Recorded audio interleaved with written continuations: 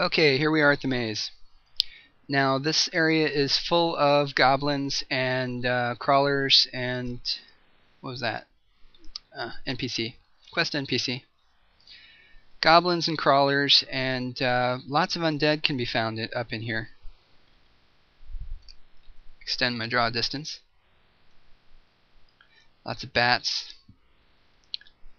Tunnel worm type creatures. Call them maze makers. Now this this area was dug out through natural rivers which have long since dried up. Let me show you the first part of the map. Now we're not going to be going to a lot of the areas here. We're not going to Ottawa Chasm because that's a different region. We'll be visiting a different day. Basically we're going around so that we can get out the other side of the maze into Buburimu Peninsula. Now Buburimu Peninsula can be entered straight from Taronga Canyon, but I decided to take this detour just so we can see the maze.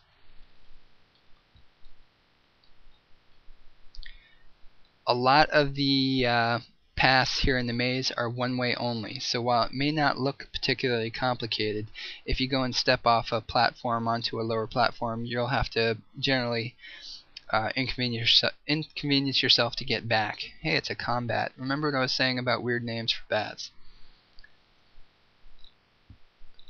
Another maze maker. And there's your first skeletal creature in the area. It's a ghoul.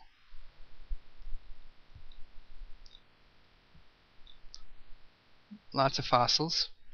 We have a carnivorous crawler. That'll drop silk threads if you're so inclined.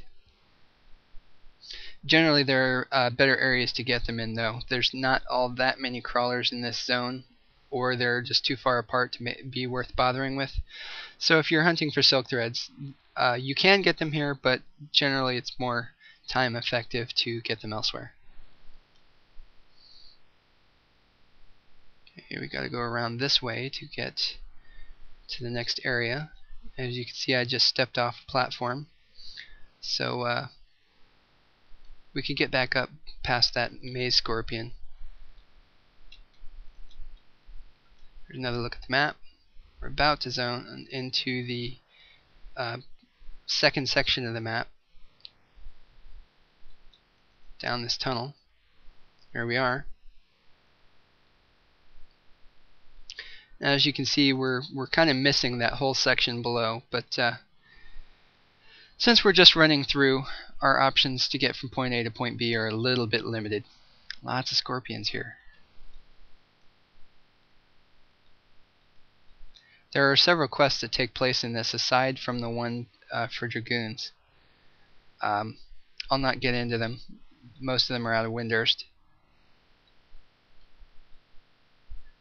More crawlers. A slime type creature.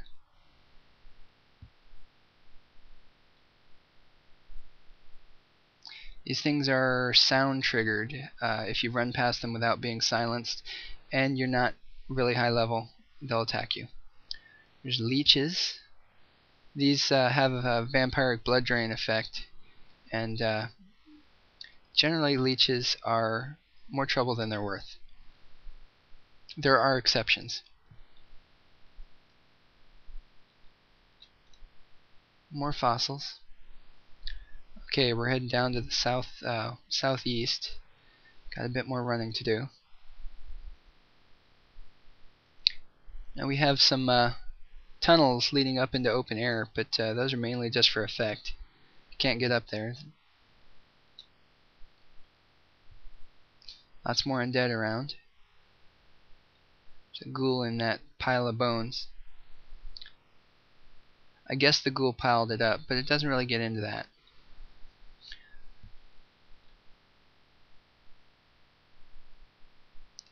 More scorpions.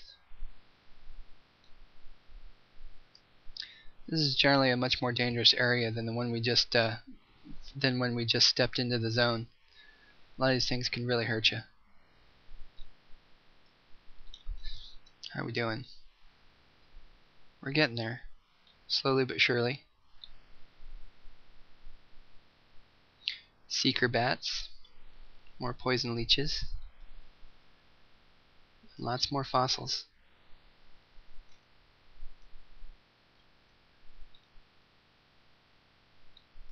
Almost to the end.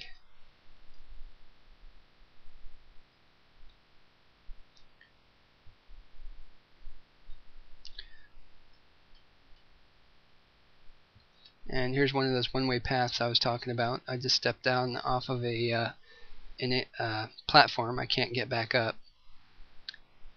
Caterpillars. Sorry. Caterpillars. Ancient bats. I need to go north and around. Excuse me, bat.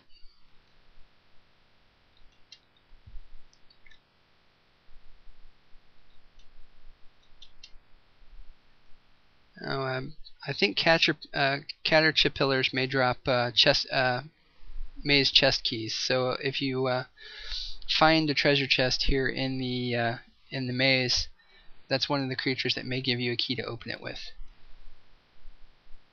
Almost there. More ancient bats.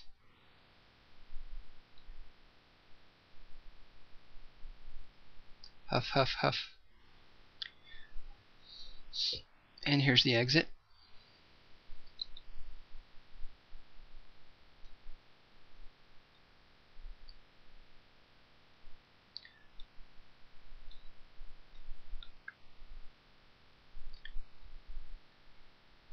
Now, I was saying that most people, if they want to start partying up at around level 10 or 11, they'll skip this region entirely and then come back for some assorted reasons later. Most people who team up will go to the Ffxi Dunes, which is pretty much identical to the zone